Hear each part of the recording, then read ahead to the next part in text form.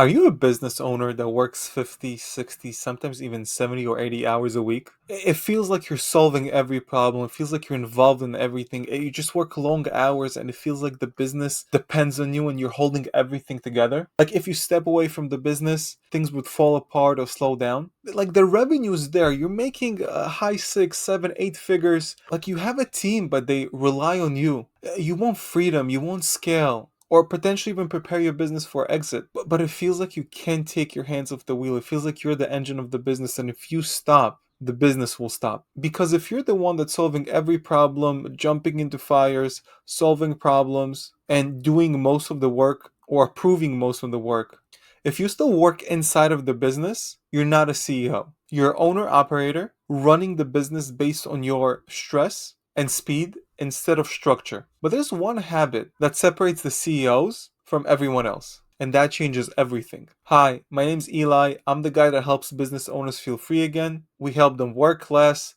profit more, and actually enjoy the way they're running their business and their life. So let's start. There's a great book named The E Myth by Michael Gerber. And he said something that most small business owners are technicians suffering from the entrepreneurial seizure. What does that mean exactly? He means that most small business owners are very good at what they do, whether it's baking, cutting hair, doing plumbing work, whatever it is that they're doing, they're very, very, very good at it, and that's why they started the business. But the challenge is, and that's why they're staying technicians, is they're focused on doing the work, baking the cakes, or cutting the hair, or doing the plumbing service, instead of building the business.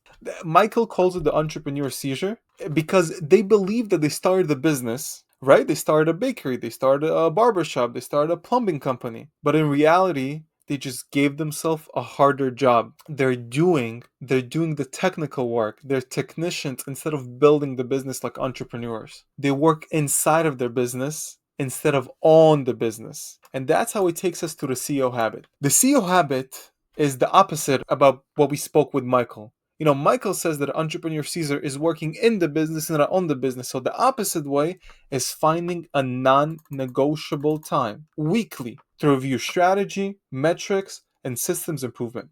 That's not to do your to-do list.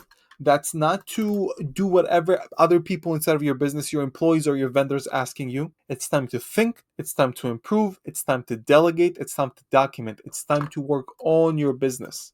It has to be non-negotiable time, week in, week out. That's your time to work on your business, to work on vision, to work on your mission, to improve the systems and the processes that you have inside of your business, to find ways to delegate more.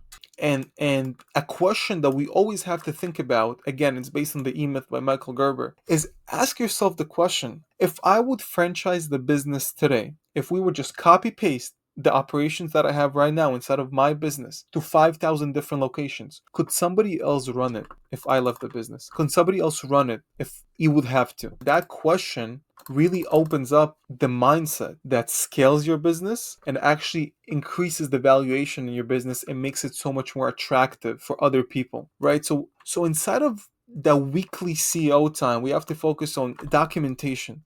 Based on our work with small business owners that are doing up to $10 million a year, I would say the first thing that you have to work on is document.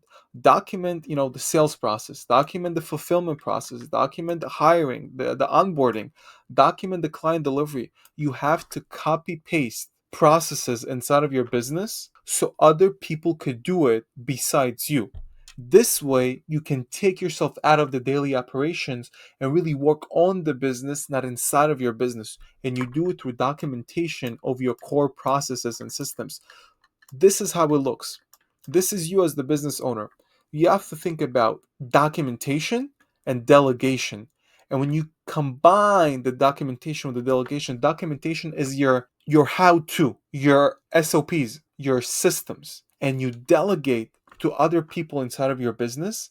This way you can take yourself out of the daily operation and really work on the business, become a true CEO and not an owner operator self-employed person who constantly works long hours, who being pulled in many different directions, who doesn't have time for the things that he wants to have inside of his life. And one key thing to remember, a lot of the clients when we start working together, they want to make it perfect right away. And I always keep saying it's not about perfection, and version 1 is much better than version 0. Because at first, we're not trying to optimize the processes, we're not trying to optimize the sales process, we're not trying to optimize the hiring and the onboarding. We're just documenting it. Like, how am I, as the business owner, currently doing these tasks so I can give it to somebody else to do it? Over time, when you do is week in, week out, and you stay consistent to the CEO time on a weekly basis with no interruptions, and you work on the SOPs, and you work on the training videos, and you work on the internal previews and reviews, that's where the magic happens. It's about progress and consistency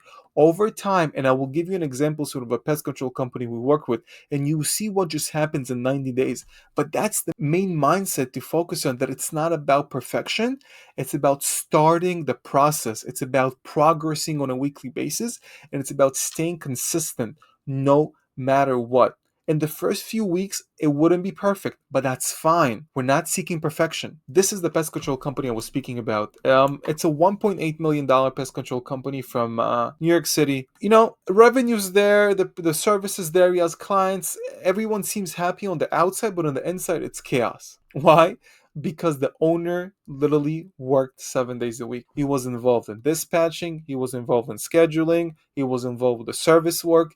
He was the person that was holding the business together like the glue. And we worked together for 12 weeks. And one of the things we had to implement is we scheduled a weekly time, me and him, where we call it the CEO time, and we started working on systems, on processes, on documentation. Within 12 weeks, again, just 12 weeks. The first few weeks were very hard for him. It was very, very hard for him, very challenging for him, because we had to turn our phone off. We have to, stop taking calls, and we had to work on the business on its side of the business. But in just 12 weeks, we freed him up from completely Saturday and Sunday. He doesn't work Sundays anymore. He doesn't work Saturdays anymore. His wife called to thank me. And in just 90 days, we freed him up from 20 hours of work. 20 hours of work in just 90 days. We focused on the CEO time. We started documenting the processes. After a few weeks, we started handing it off to different people inside of the organization, and we started focusing on optimizing the business. Now we finished working on the 90 days. Now he's out of the day-to-day operations. He's not really involved with scheduling or dispatching and service. We took him out. Now we're working on a different goal. Right now, we're thinking about expanding the business. How can we take it to a different market? How can we add more services? How can we add recurring revenue? But that only happens after you take yourself out from the owner operator hat and you put yourself in the CEO hat, which he is now, just after 90 days. And that's doable, and that's possible inside of your business.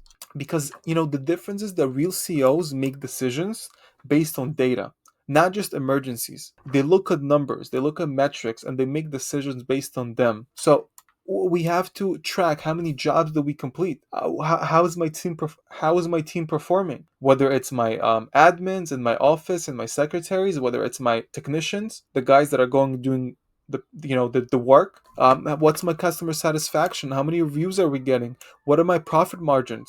What's the revenue per lead source? If I'm advertising on social media, if I'm advertising on billboards, if I have certain partnership where we pay commission, how much money does it actually bring? We have to start tracking that number, and that's what separates real CEOs. Real CEOs find the time on a weekly basis, on a consistent basis, to look at those numbers and to make decisions based on that. And that's a scoreboard where we showed in the previous video of web design digital agency that does luxury web designs, custom web designs. They're doing PPC, SEO, meta ads for home service businesses.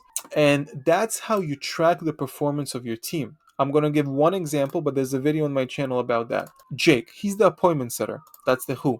The what is Jake's job? Jake's job is to book qualified calls for the sales closer. We gave him a goal of 12 qualified booked calls per week, and that's how we start tracking it. How many booked calls per week is being on week 1, week 2, week 3, week 4, week 5, week 6, week 7. And from there, we're able to look at this at our CEO time, schedule time, to look at the data, to look at the numbers, to make decisions based on numbers, not based on gut feelings and emotions. That way, we're one step closer to being a true CEO and not an owner operator who works 80 hours a week. Because the truth You don't need to work 80 hours a week in order to have a successful business.